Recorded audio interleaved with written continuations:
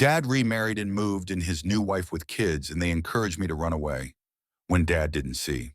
My dad's new wife smiled like she'd just won a war nobody else knew was being fought. I was 16, standing in the kitchen with a half-eaten apple, watching her unpack her life into our cabinets, her fancy wine glasses clinking against Mom's chipped mugs. By the time her kids started calling me sis, I knew I was already half erased. It wasn't always like this. Our house used to hum with Mom's laughter, her off-key humming while she cooked spaghetti, and Dad's bad jokes that made us groan. But cancer doesn't care about family dinners. And after Mom was gone, Dad became a ghost in his own skin. He met Linda at some grief support group, and 6 months later, she and her two kids, Ethan and Mia, were moving in. They brought their own furniture, their own rules, and a way of looking at me like I was a guest in my own home. Linda was polished, all sharp edges and fake warmth. She'd pat my shoulder and say, "We're family now." Ellie, but her eyes said, "You're in my way." Ethan, 14, had a smirk that made my skin crawl. And Mia, 12, followed his lead like a shadow. Dad didn't see it. He was too busy trying to rebuild something he thought he'd lost, too desperate to notice the cracks forming under his feet. The first time Ethan suggested I run away, it was a joke at least. I thought it was. We were in the living room, Dad and Linda out for dinner, and he leaned over, his voice low, like we were sharing a secret. "You know, Ellie, you don't really fit here anymore. You could just leave. Bet you'd do fine on your own?"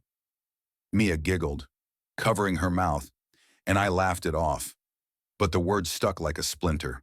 It wasn't a one-time thing. Over weeks, their whispers grew bolder. "Dad's happier now," Mia said one night, twirling her hair. "You're kind of extra," Ethan would chime in, casual, like he was commenting on the weather.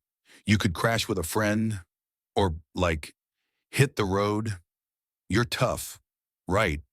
They'd say it when Dad wasn't around, always with that half smile, like they were daring me to call their bluff. I tried telling Dad once. We were in the garage, him tinkering with his old motorcycle, me sitting on a stool, picking at my nails. "Dad, Ethan and Mia, they keep saying I should leave. Like, run away." He laughed, didn't even look up. "They're just teasing. Ellie, kids do that. You're all adjusting." Adjusting. That word was his shield, his way of pretending everything was fine while our home turned into someone else's castle. The house felt smaller every day. Linda redecorated Mom's sewing room into a yoga space. My posters disappeared from the hallway, replaced by framed quotes about new beginnings. At dinner, they'd talk over me, their voices a wall I couldn't break through. I started eating in my room, locking the door, but even that wasn't safe. Mia would knock, all innocent, asking to borrow my clothes, then leave my drawers a mess. Ethan accidentally broke my old guitar, the one Mom gave me. "Oops," he said, grinning. Linda just sighed and told me to be more careful with my things. I wasn't stupid. I knew what they were doing, pushing me out, inch by inch, hoping I'd snap. And I was close. Nights were the worst. Lying awake, hearing their laughter downstairs, wondering if Dad even noticed I wasn't there. I'd stare at the ceiling, Mom's old glow-in-the-dark stars still faintly shining, and think about her. She'd have fought for me, but she wasn't here. And Dad was gone in a different way. The breaking point came on a Tuesday. Linda had thrown out Mom's recipe book, the one with her handwritten notes in the margins. "Add extra garlic. Ellie loves it." I found it in the trash, pages smudged with coffee grounds. I confronted her, shaking, holding the book like it was Mom herself. "This was hers," I said, voice cracking. Linda barely looked up from her phone. "Oh, honey, it was just clutter. We're making space for us now." Dad was right there, stirring his coffee, and said nothing. That night, Ethan and Mia cornered me in the hall. "You're miserable here," Ethan said, arms crossed. "Why stick around? Just go." We won't tell. Mia nodded, her eyes wide, like she was offering me a gift. You could start over. Ellie, be free. Their words weren't a suggestion anymore. They were a push, hard and deliberate. I didn't sleep. By 3 a.m., I was packing a bag, not much, just clothes, my phone, the recipe book, and Mom's old locket. I didn't have a plan, but I couldn't stay in a house where I was invisible. The idea of running felt like a scream I'd been holding in for months. I slipped out the back door, heart pounding, the night air cold against my face. I made it to the end of the street before I stopped, legs shaking, reality hitting like a truck. Where was I going? I had $47, a half-charge phone, and no one to call. I ended up at the park, sitting on a swing, the creak of the chains, the only sound.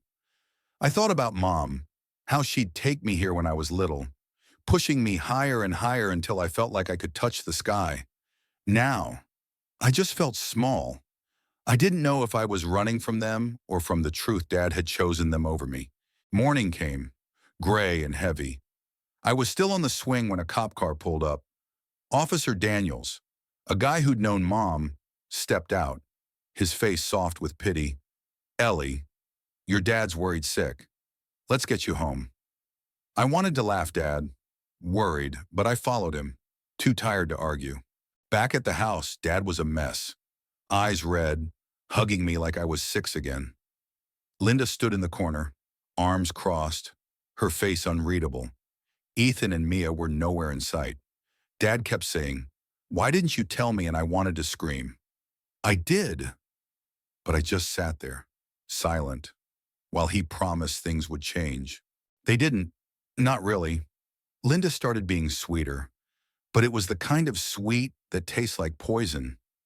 Ethan and Mia stopped whispering about running away, but their smirks said enough.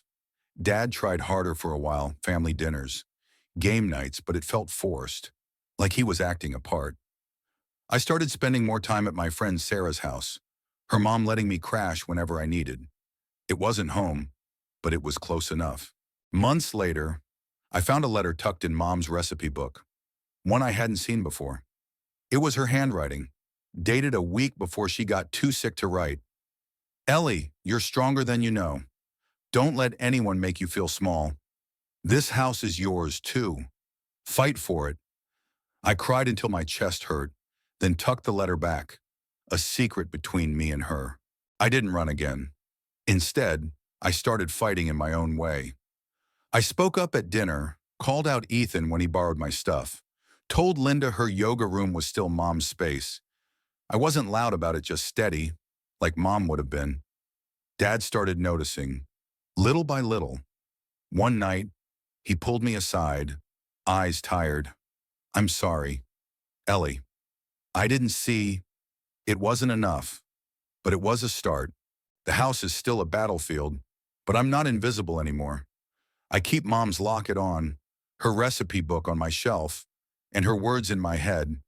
I'm not running, not from them, not from myself. This is my home, and I'm staying. What do you think? Did I do the right thing by staying? Or should I have kept running? Share your thoughts, because I'm still figuring it out.